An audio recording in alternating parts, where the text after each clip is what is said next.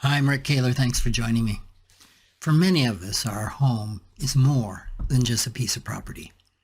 It holds deep memories, emotional meaning, and that's especially true if we raised our families there.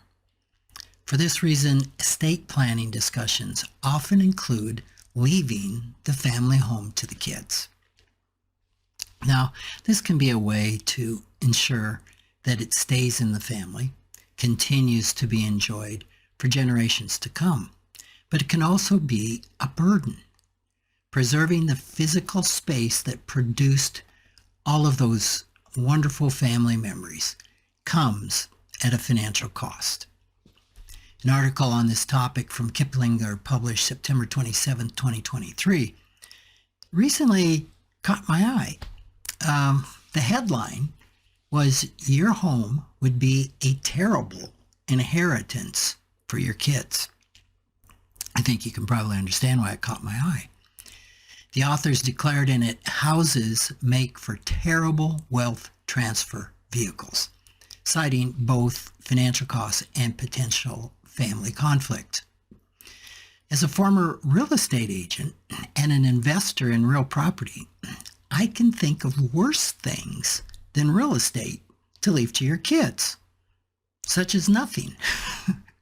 But still, there are some downsides to consider before including the family home in your will. One of the biggest is the expense for upkeep. I once had a client, a couple, who wanted to leave their really gorgeous Black Hills home with a phenomenal view to their kids, with the thought that they could use it jointly as a vacation home.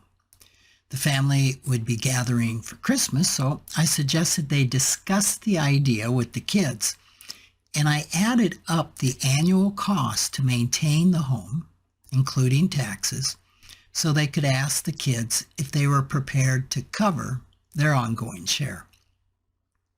At the next client meeting a few months later, I asked them how the discussion had gone.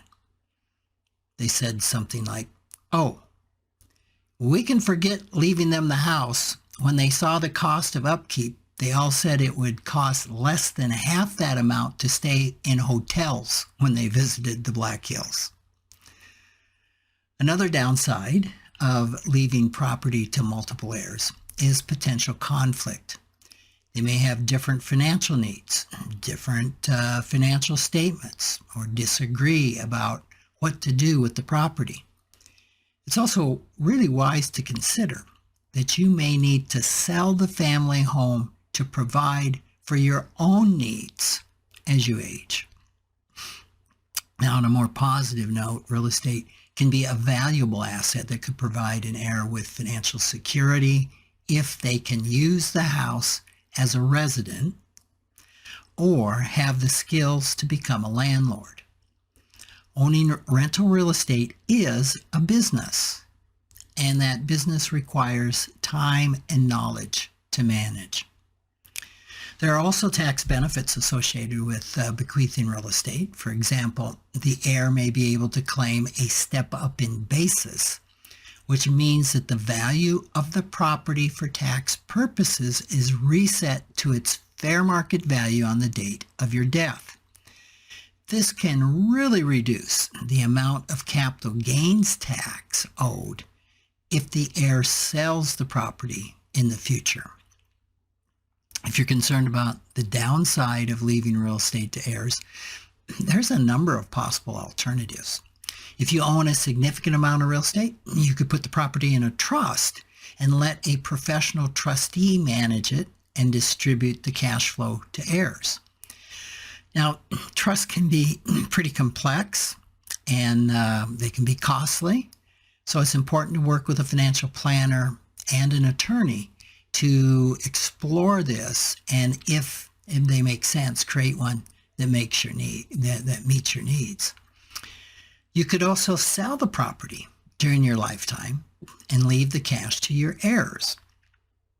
Or you could potentially save capital gains by instructing your executor to sell the property upon your death, so the step up in basis would apply And if done, immediately, there would be no taxes at all to pay.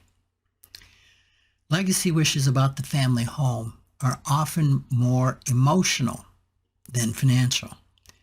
Exploring those emotions can help find a solution that leaves heirs the gift of family memories without the burden of financial complications. Thanks for joining me.